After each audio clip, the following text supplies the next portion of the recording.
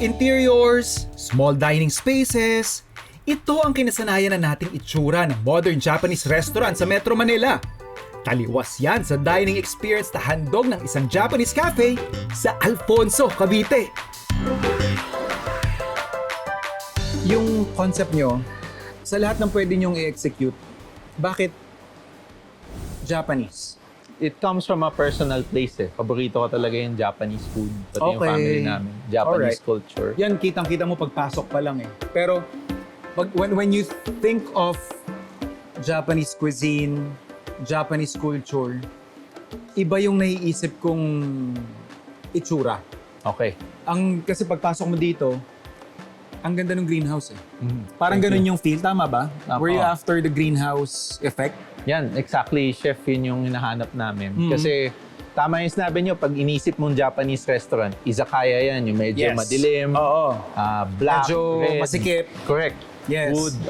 Yun yung tamang city experience ng restaurants in Japan. That's really authentic. Yeah. Pero we wanted to show an alternative experience na bagay dito sa surroundings. No? I-take advantage natin yung cool weather, yung magandang rolling hills, yung trees, no? Nitong environment natin. No? Which is very Japanese. Pag lalabas kayo actually ng Tokyo, Kyoto, Osaka, these are the places that Japanese people like to go to, no? Yung malabas ng syudad, 'di ba? Maaliwalas. So we have ramens here, we have maki. That's the Ebi Dragon Maki, no? Yung roll. Yan yung best seller, no? Almost every table that goes to Zen Zen would have one.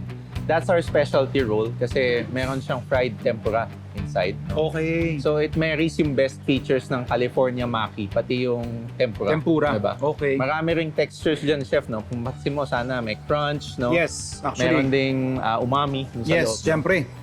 Tapos hindi kayo nagtipid sa kwan, ha? Crab meat sa taas. Yeah. Yung sinasabi mong umami, tuwang-kuha ko eh. Oh, I'm happy to hear that. Sa rice pa lang, malinamnam na eh. Nice. And then as you bite into the perfectly cooked shrimp, ang ganda rin nung bounce nung pagkakaluto niya. Siyempre, when we talk about Japanese food, sabi ko nga, stereotypical. Yeah. Hindi mawawala yung ramen natin. Aha, of course. This is our black garlic shoyu tonkotsu ramen. Tonkotsu.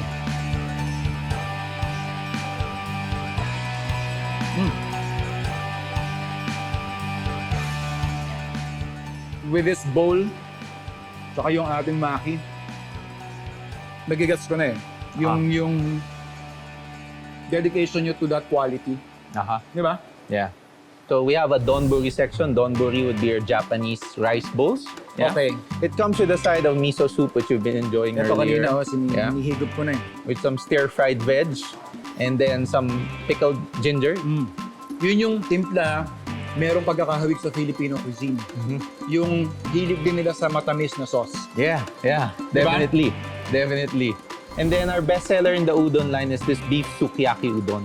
You might want to mix the yolk, The chef. yolk, Yeah. okay. Kasi that's a critical part, no? To make the sauce more rich. Yeah. Let's have a slurp.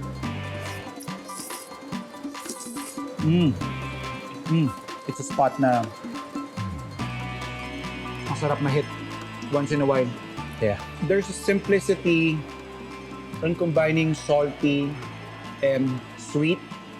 Pero yung pinaka-base niya is very savory Correct. broth.